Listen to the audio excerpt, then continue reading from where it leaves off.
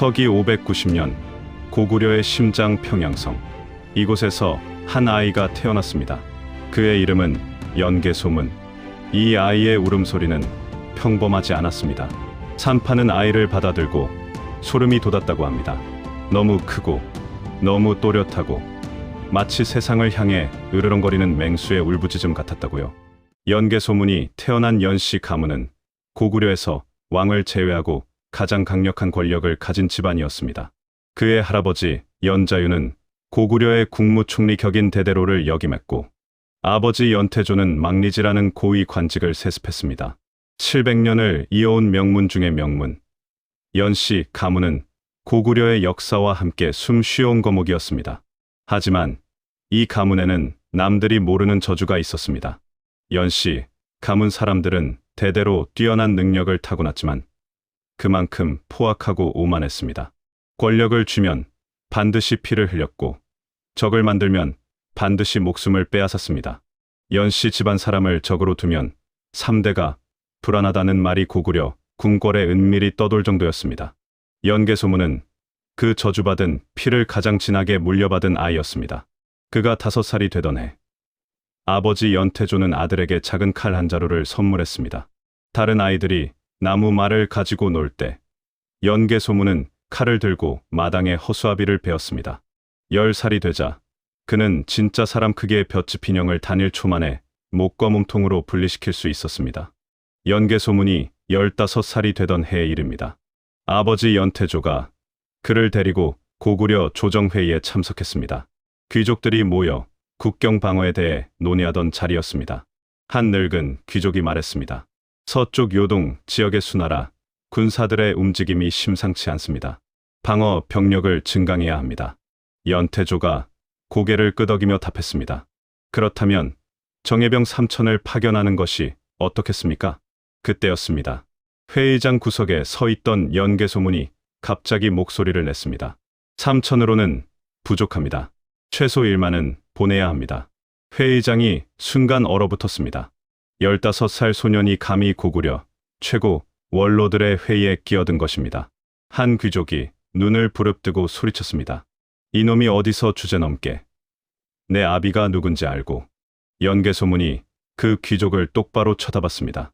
그의 눈빛은 칼날처럼 차갑고 날카로웠습니다. 기록에는 이렇게 적혀 있습니다. 연개소문의 눈은 번개와 같아 감히 마주 보는 자가 없었다. 실제로 그 귀족은 연개소문의 눈빛을 마주한 후 말을 잊지 못하고 헛기침만 했다고 합니다. 연태조가 급히 아들을 데리고 회의장을 나왔습니다. 집으로 돌아오는 길, 아버지는 아들에게 말했습니다. 내 말이 틀리지 않았다. 하지만 때와 장소를 가려야 한다. 내가 아무리 옳아도 저들의 마음을 얻지 못하면 모두 부질없는 것이다. 연개소문은 고개를 숙였지만 대답하지 않았습니다. 그의 주먹은 피가 날 정도로 꽉 쥐어져 있었습니다. 그날 밤 15살 소년의 가슴 속에는 어두운 무언가가 싹트기 시작했습니다. 언젠가는 저들 모두 내 앞에 무릎 꿇게 만들겠다. 세월이 흘렀습니다. 연개소문은 20살이 되었고 고구려에서 손꼽히는 무인으로 성장했습니다. 그의 활솜씨는 100발을 쏘면 100발이 적중했고 말을 타면 사람과 말이 하나가 되어 움직였습니다. 병법에 대한 이해도 탁월했습니다. 그는 중국의 손자병법과 오자병법을 꿰뚫고 있었고 심지어 그것을 비판하며 자신만의 전술을 개발했습니다. 하지만 문제는 그의 성격이었습니다. 연개소문은 자신보다 능력이 떨어지는 사람을 인간으로 보지 않았습니다. 귀족의 자제들이 모여 활쏘기 시합을 할 때의 일입니다.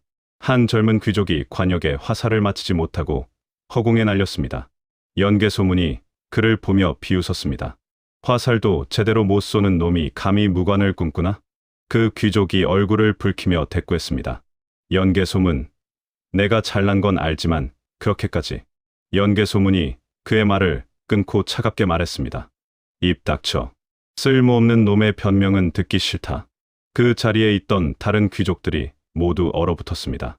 그들은 연개소문이 두려웠습니다. 그의 능력이 두려운 것이 아니라 그의 눈빛이, 그의 말투가, 그의 존재 자체가 두려웠습니다. 마치 사람의 탈을 쓴 맹수 같았으니까요. 서기 618년, 연개 소문의 인생의 첫 번째 거대한 파도가 몰려왔습니다. 아버지 연태조가 갑자기 세상을 떠난 것입니다. 공식 기록에는 병사로 되어 있지만 많은 역사가들은 의문을 제기합니다. 연태조는 당시 50대 초반으로 건강했고 병에 걸렸다는 징후도 없었습니다. 어떤 이들은 귀족들이 연개 소문의 권력 승계를 막기 위해 연태조를 독살했다는 설을 제기하기도 합니다. 진실이 무엇이든 아버지의 죽음은 연개 소문을 완전히 바꿔놓았습니다. 그는 3년상을 치르는 동안 단 한 번도 눈물을 흘리지 않았다고 합니다. 장례식에 온 조문객들이 말했습니다. 저 자식, 아버지가 죽었는데도 눈물 한 방울 안 흘리는구나. 인간이 아니야. 하지만 그들은 몰랐습니다. 연개 소문의 눈에는 눈물이 아니라 피가 고여 있었다는 것을요. 3년상이 끝나고 연개 소문은 당연히 아버지의 관직인 망리지를 승계할 것이라 생각했습니다. 연씨 가문은 700년 동안 이 자리를 세습해왔으니까요. 하지만 고구려 조정의 반응은 달랐습니다. 대신들이 모여 비밀 회의를 열었고 그 결과는 명확했습니다. 연개 소문에게는 망리지를 줄 수 없다. 회의를 주도한 것은 고구려의 재상격인 대대로 직책을 맡고 있던 노신 삼명이었습니다. 그는 영유왕 앞에서 이렇게 말했습니다. 전하, 연개 소문은 재능은 뛰어나나 성품이 포악합니다. 저자에게 망리지의 권한을 주는 순간 조정은 피바람에 휩싸일 것입니다. 다른 대신들도 고개를 끄덕였습니다. 영유왕은 오랫동안 고민했지만 결국 대신들의 의견을 따랐습니다. 연개 소문의 망리지 승계는 거부되었습니다.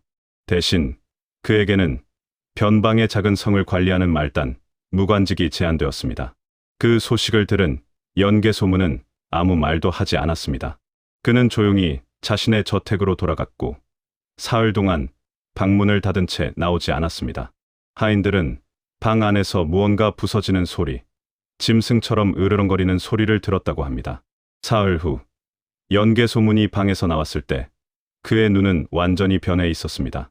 연개 소문은 결정했습니다. 거부당한 것이 아니라 자신이 선택할 기회를 얻었다고 생각하기로 했습니다. 그는 조정의 귀족들을 하나하나 찾아가기 시작했습니다. 가장 먼저 찾아간 곳은 자신의 승계를 가장 강하게 반대했던 대대로 3명의 저택이었습니다. 한겨울 추운 날, 연개 소문은 3명의 저택 대문 앞에 무릎을 꿇었습니다. 하인이 황급히 주인에게 보고했습니다. 대감마님, 연개 소문이 대문 밖에서 무릎을 꿇고 있습니다. 3명은 코웃음을 쳤습니다. 두고 보자. 얼마나 버티나. 1시간이 지났습니다. 2시간이 지났습니다. 3시간이 지나자 하인이 다시 급히 들어왔습니다. 대감마님, 연개 소문이 아직도 그 자리에 있습니다. 눈이 무릎까지 쌓였는데도 움직이지 않습니다. 3명이 마지못해 대문을 열게 했습니다. 연개 소문은 온몸이 눈으로 뒤덮여 마치 서린처럼 보였습니다. 그의 입술은 파랗게 질려 있었고 손가락은 얼어붙어 있었습니다.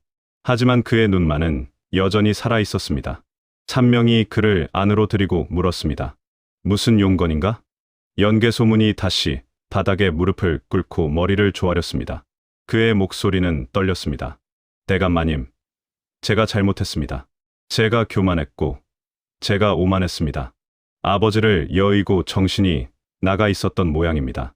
연개 소문의 눈에서 눈물이 흘러내렸습니다. 3명은 이해했습니다.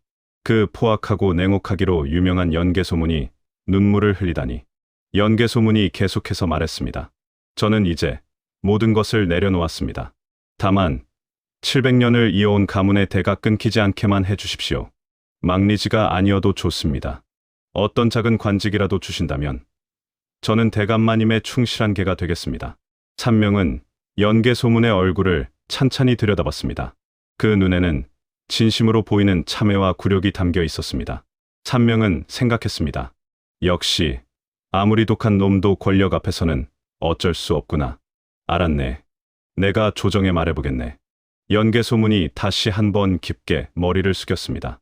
대감마님의 은혜, 죽어도 잊지 않겠습니다. 연개 소문은 그렇게 고구려의 주요 귀족들을 모두 찾아다녔습니다.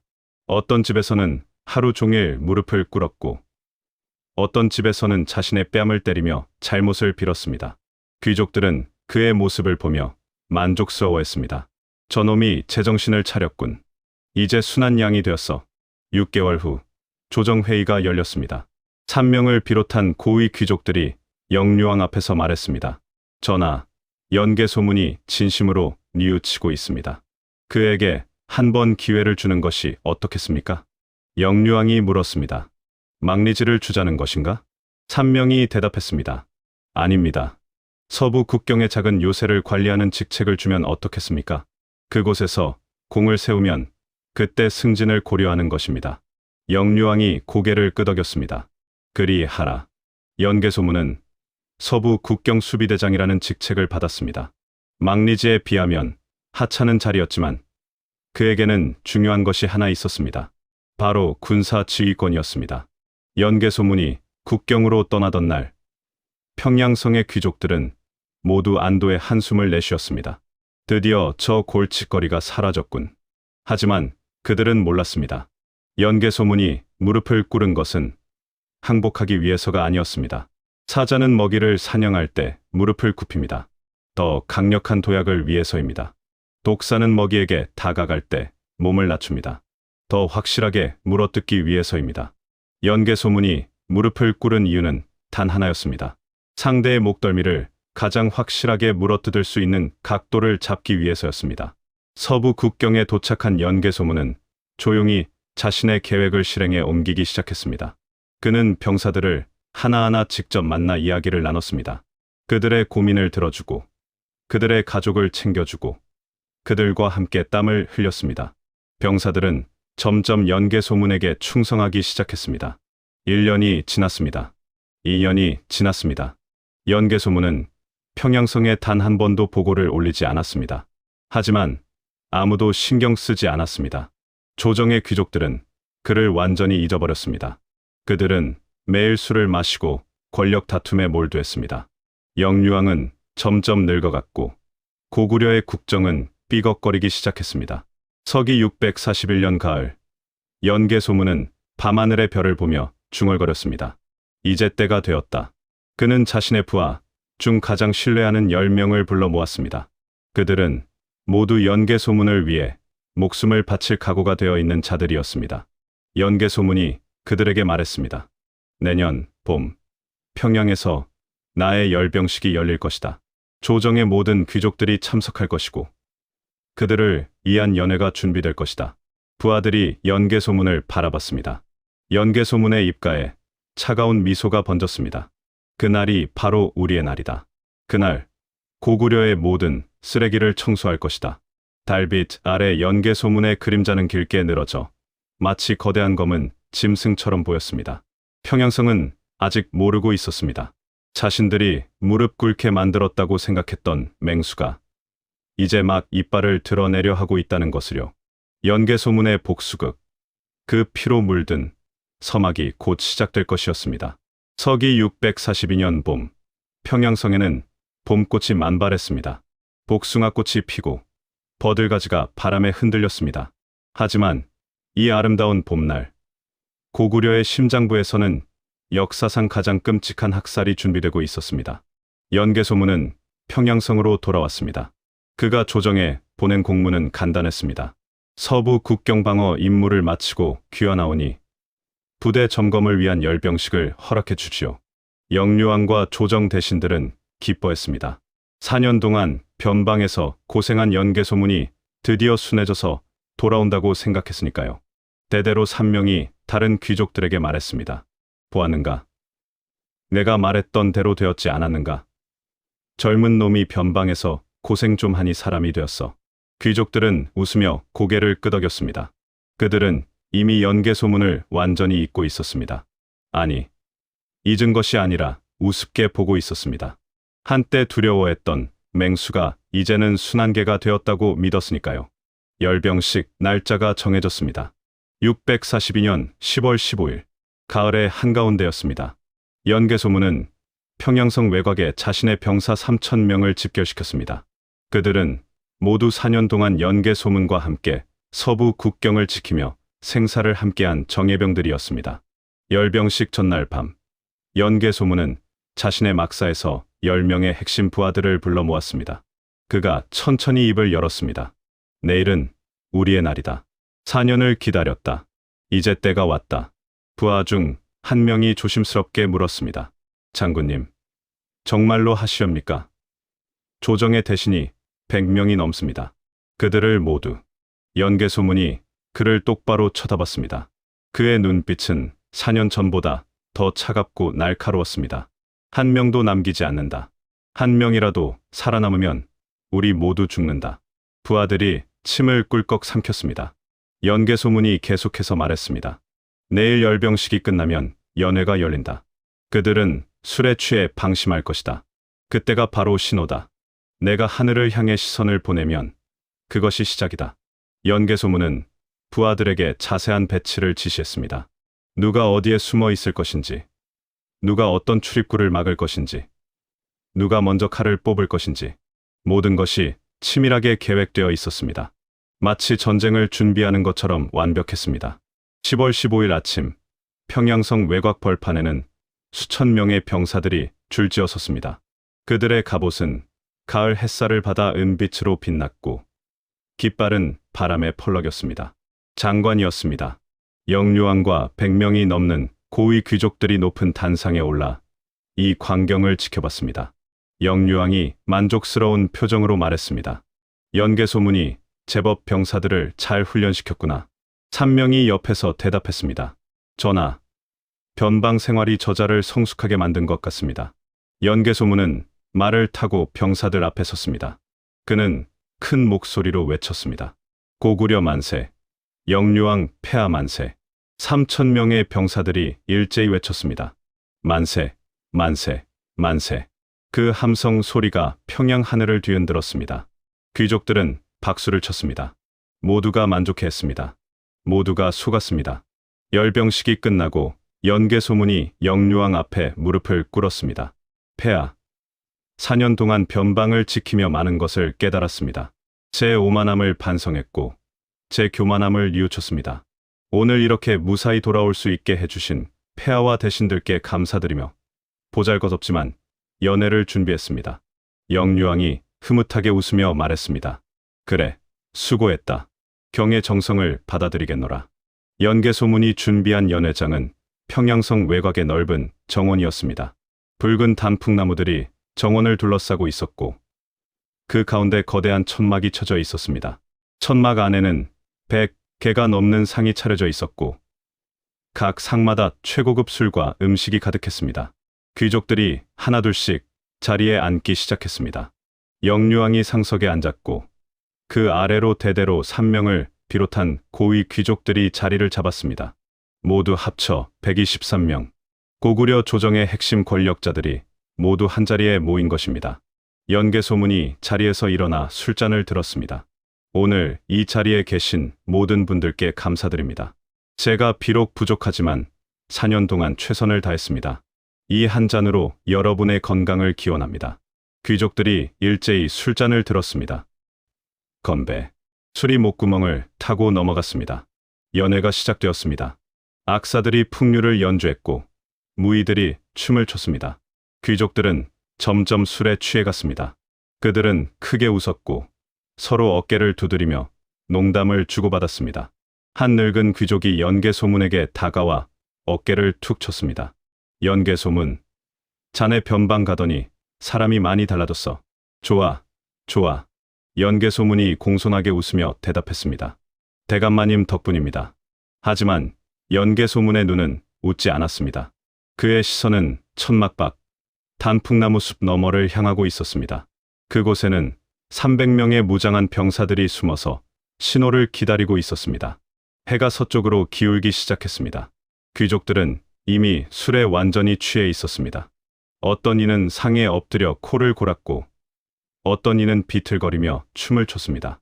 영유왕조차 붉은 얼굴로 술잔을 기울이고 있었습니다. 연개 소문이 천천히 자리에서 일어났습니다. 그는 천막 밖으로 걸어 나왔습니다. 가을 저녁 하늘이 붉게 물들어 있었습니다. 마치 피처럼 붉었습니다. 연개 소문은 하늘을 향해 시선을 던졌습니다. 그리고 천천히 오른손을 들어 올렸습니다.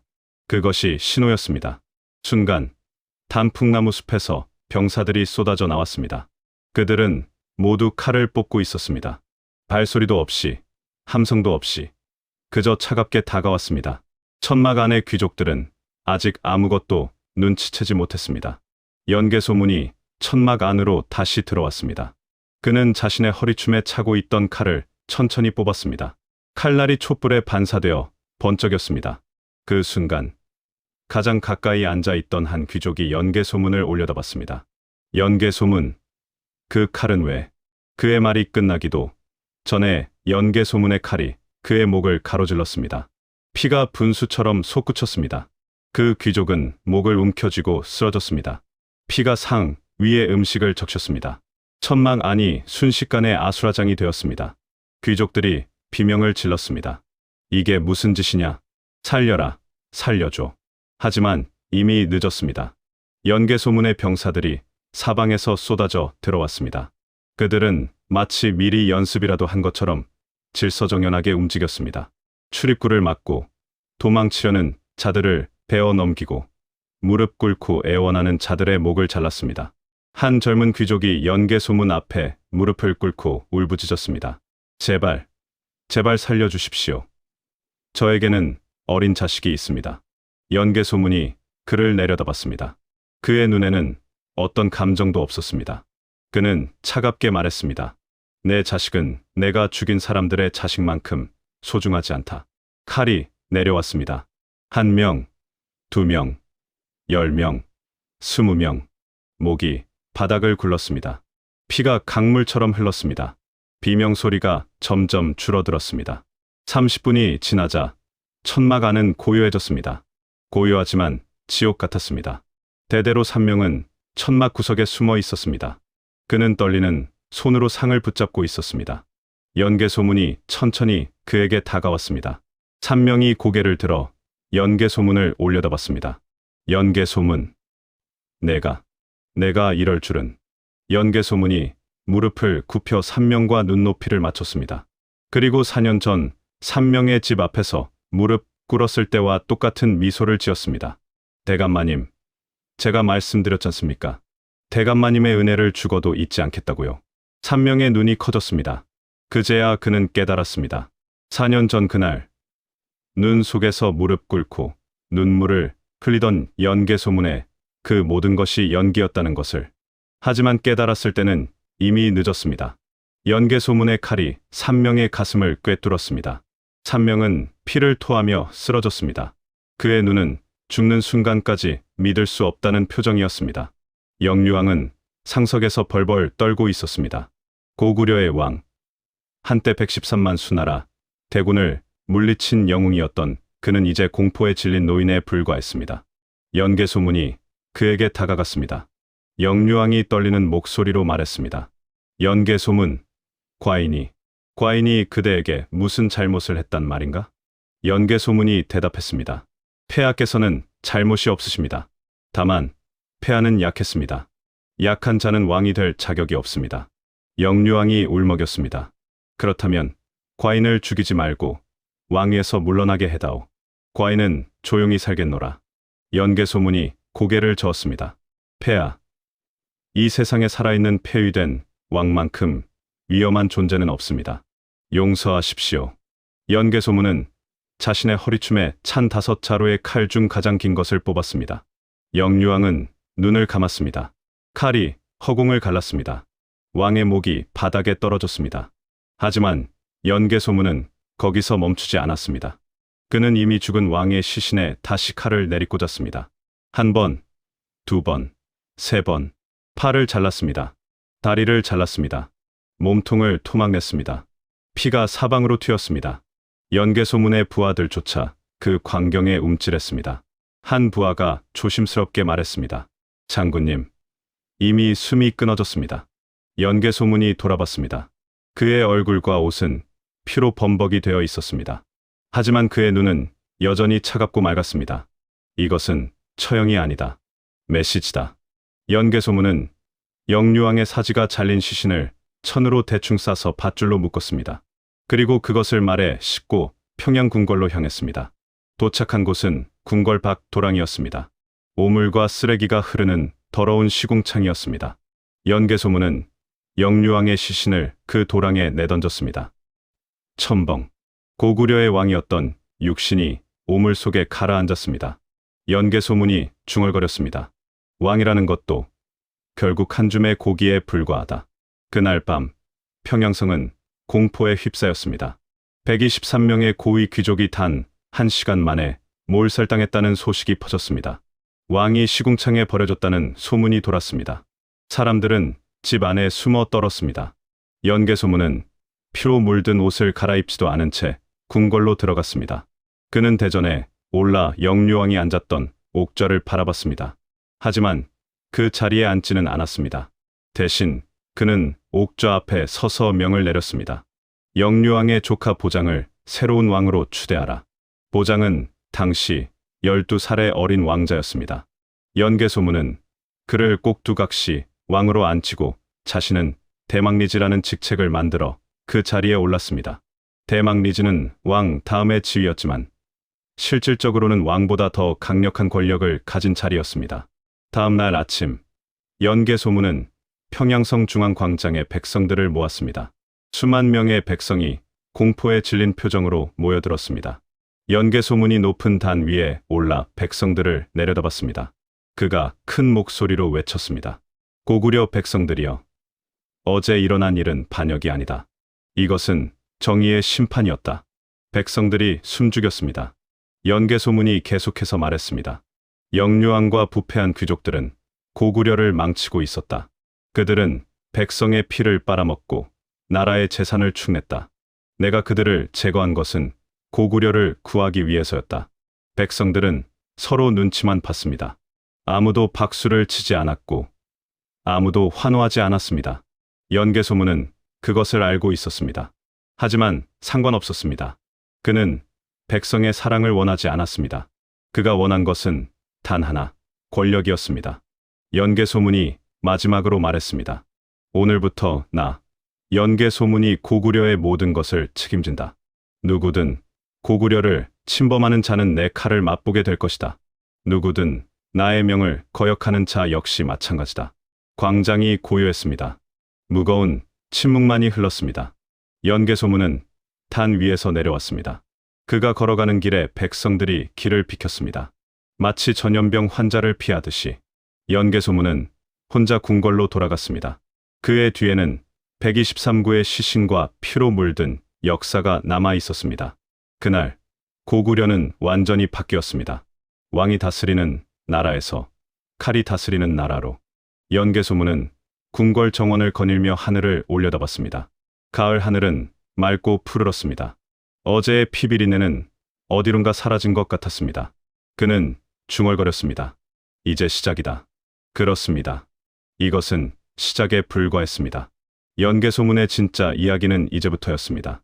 당나라와의 전쟁, 내부의 반란, 권력의 유지, 그리고 결국 맞이하게 될 비극적인 종말. 하지만 그것은 아직 먼 미래의 일이었습니다. 지금 이 순간, 연개 소문은 고구려의 절대 권력자였습니다.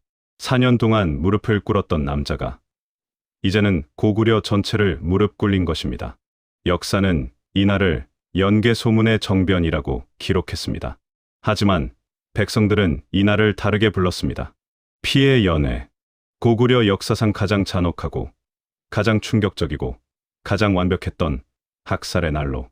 서기 645년 봄, 고구려 국경에 먼지구름이 피어올랐습니다.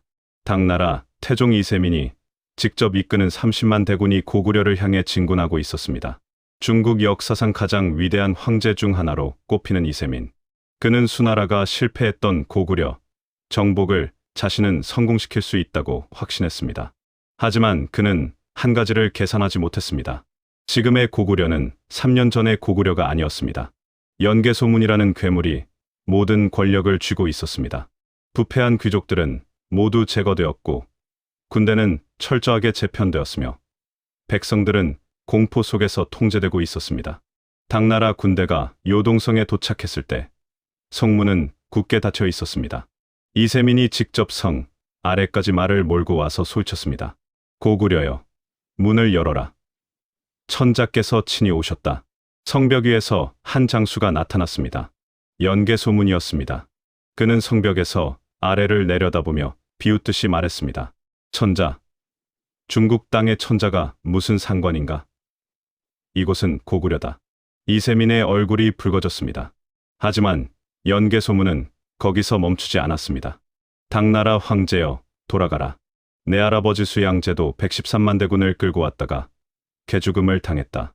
내가 30만을 끌고 왔으니 그것도 전멸시켜주겠다. 그 순간부터 고구려와 당나라의 전쟁이 시작되었습니다. 하지만 이것은 평범한 전쟁이 아니었습니다. 연개 소문은 전쟁을 예술로 승화시켰습니다. 안시성 전투. 당나라 군대가 고구려의 작은 성 하나를 60일 동안 공격했지만 함락시키지 못했습니다. 연개 소문은 안시성주에게 단 하나의 명령만 내렸습니다. 버텨라. 내가 갈 때까지만 버텨라. 안시성주는 버텼습니다. 성벽이 무너져도 다시 쌓았고 병사가 죽으면 백성이 그 자리를 메웠습니다. 60일 후 당나라 군대는 보급이 끊기고 사기가 떨어져 퇴각할 수밖에 없었습니다. 연개 소문은 퇴각하는 당나라 군대를 추격하지 않았습니다. 대신 그는 국경까지 배웅 나가 이세민에게 말했습니다. 황제여, 살아서 돌아가는 것을 감사하게 생각하라. 다음에 오면 그때는 내 목을 베어 장안성 성문에 걸어놓겠다. 이세민은 치를 떨며 평양을 바라봤지만 아무 말도 하지 못했습니다. 그는 평생 처음으로 완벽한 패배를 맛봤습니다. 그리고 그 패배는 그를 죽을 때까지 괴롭혔습니다. 전쟁에서는 이겼지만 연개 소문의 내부는 썩어가고 있었습니다. 권력을 칼로 얻은 자는 칼로 권력을 지켜야 합니다. 연개 소문은 그것을 너무나 잘 알고 있었습니다. 그는 의심의 화신이 되었습니다. 누군가 자신을 쳐다보면 반역의 눈빛이 아닌가 의심했고, 누군가 속삭이면 음모를 꾸미는 것이 아닌가 의심했습니다. 그의 명령은 점점 더 잔혹해졌습니다. 한 장군이 전투에서 승리했지만 적을 완전히 섬멸하지 못했습니다. 연개 소문은 그 장군을 불러 물었습니다. 왜 적을 살려보냈는가? 장군이 대답했습니다. 대망리지님, 그들은 이미 무릎을 꿇고 항복했습니다. 살려주는 것이 고구려의 관대함을. 연개 소문이 그의 말을 끊었습니다. 관대함. 관대함이 고구려를 지켜주더냐? 그 장군은 다음 날 목이 잘려 성문에 걸렸습니다. 죄목은 명령 불복종이었습니다. 연개 소문의 메시지는 명확했습니다. 나의 명령은 절대적이다. 조금이라도 어기면 죽는다. 하지만 공포로 다스리는 통치는 영원할 수 없습니다. 사람들은 겉으로는 복종했지만 속으로는 증오했습니다. 귀족들은 연개 소문 앞에서 무릎을 꿇었지만 뒤에서는 그의 죽음을 기다렸습니다. 장군들은 명령에 따랐지만 마음속으로는 반역을 꿈꿨습니다. 연개 소문에게는 세 아들이 있었습니다. 장남 남생, 차남 남건, 삼남 남산. 그는 아들들을 모두 중요한 자리에 앉혔습니다. 장남 남생은 망리지로 사마 행정을 맡겼고 차남과 삼남은 각각 군대를 지휘하게 했습니다. 하지만 연개 소문의 가장 큰 실수는 여기 있었습니다. 그는 아들들에게 권력을 나눠줬지만 권력을 지키는 법은 가르치지 않았습니다. 아니, 가르칠 수 없었습니다. 왜냐하면 그 자신도 권력을 지키는 것이 아니라 공포로 억누르는 것만 알았으니까요. 서기 665년 여름, 연개 소문은 병에 걸렸습니다. 그의 나이 75, 평생을 전장에서 보낸 육신은 이미 만신창이었습니다. 오래전 전투에서 입은 상처들이 골마 터졌고 독한 술로 버텨온 내장은 더 이상 버티지 못했습니다. 그는 침상에 누워 천장을 바라봤습니다. 아무도 문병을 오지 않았습니다. 측근들도, 장군들도, 심지어 아들들조차 자주 오지 않았습니다. 연개 소문은 그제야 깨달았습니다. 자신이 평생 두려움으로 지배했던 사람들은 자신을 사랑하지 않는다는 것을요. 한밤중 연개 소문은 장남 남생을 불렀습니다. 남생이 아버지의 침상 옆에 무릎을 꿇고 앉았습니다. 연개 소문이 떨리는 손으로 아들의 손을 잡았습니다. 남생아, 예, 아버님. 연개 소문의 목소리는 쇠약했지만 여전히 날카로웠습니다. 내가 죽으면 내 동생들을 조심해라. 남생이 눈을 크게 떴습니다. 아버님, 무슨 말씀을? 연개 소문이 씁쓸하게 웃었습니다. 권력은 피를 부른다. 형제도 예외가 아니다. 내가 그것을 너무 잘 안다. 남생은 아무 말도 하지 못했습니다. 연개 소문이 계속해서 말했습니다. 내가 평생 칼로 살았다. 칼로 권력을 얻고 칼로 지켰다. 하지만 칼로 얻은 것은 결국 칼로 잃게 되어 있다. 그날 밤 연개 소문은 평생 처음으로 자신의 인생을 후회했습니다. 123명을 죽였던 그날, 영유왕의 목을 베었던 그날, 수많은 사람들을 공포로 지배했던 모든 날들, 그것이 과연 옳았는지. 하지만 후회는 아무것도 바꾸지 못했습니다. 이미 엎질러진 피는 주워 담을 수 없었으니까요. 서기 666년 가을, 연개 소문이 숨을 거뒀습니다. 고구려를 25년 동안 철권 통치한 괴물이 조용히 눈을 감았습니다.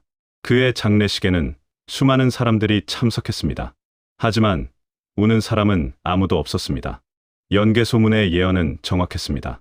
그가 죽은 지 1년도 되지 않아 세 아들은 권력 다툼을 시작했습니다. 차남 남건과 삼남 남산이 손을 잡고 장남 남생을 공격했습니다. 남생은 평양을 탈출해 당나라로 망명했습니다.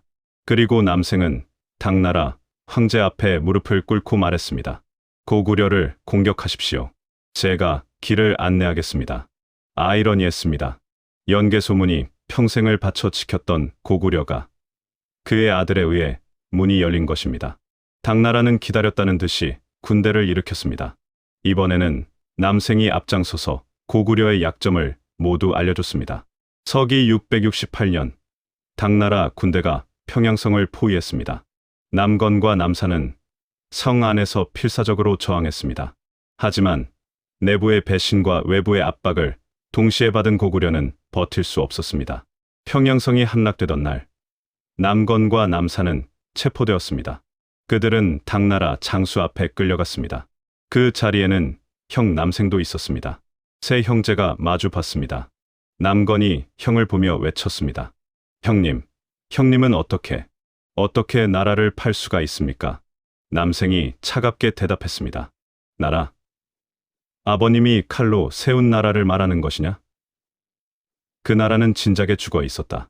남산이 울먹였습니다. 우리는 형제입니다. 아버님의 아들들입니다. 어떻게? 남생이 비웃었습니다. 아버님이 말씀하셨다. 권력은 피를 부른다고. 형제도 예외가 아니라고.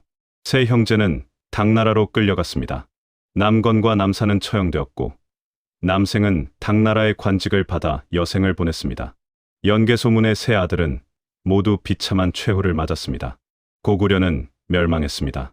700년을 이어온 대제국이 역사 속으로 사라졌습니다. 많은 역사가들이 묻습니다. 고구려 멸망의 원인이 무엇인가? 어떤 이는 당나라의 강력함을 말하고 어떤 이는 내부의 분열을 지적합니다. 하지만 진짜 원인은 따로 있었습니다. 바로 연개 소문이었습니다. 그는 고구려를 구하려다 고구려를 죽였습니다.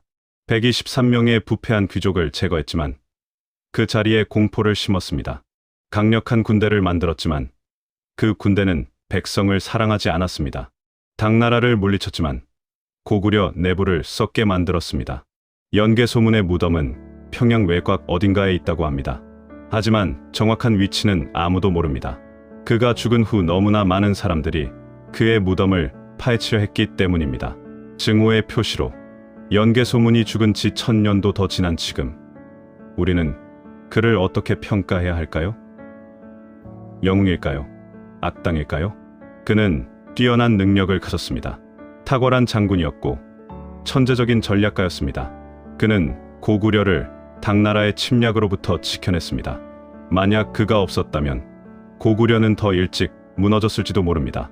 하지만 그는 123명을 학살했습니다. 왕을 죽이고 시궁창에 던졌습니다. 수많은 사람들을 공포로 지배했습니다. 그리고 결국 그의 통치 방식이 고구려 멸망의 씨앗이 되었습니다. 역사는 연개 소문을 폭군이라고 기록했습니다. 하지만 어떤 이들은 그를 비운의 영웅이라 부르기도 합니다. 누가 옳을까요? 아마도 둘 다 맞는 것일지도 모릅니다. 연개 소문은 영웅이기도 했고 악당이기도 했습니다. 구원자이기도 했고 파괴자이기도 했습니다. 그는 인간의 양면성을 가장 극단적으로 보여준 인물이었습니다.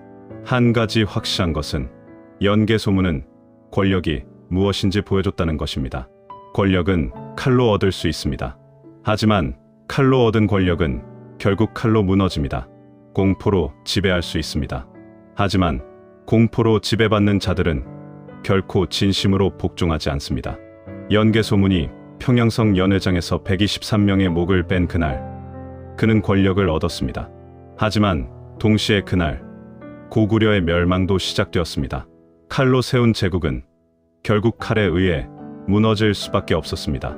지금 이 순간에도 세상 어딘가에서는 권력을 향한 욕망이 불타오르고 있을 것입니다.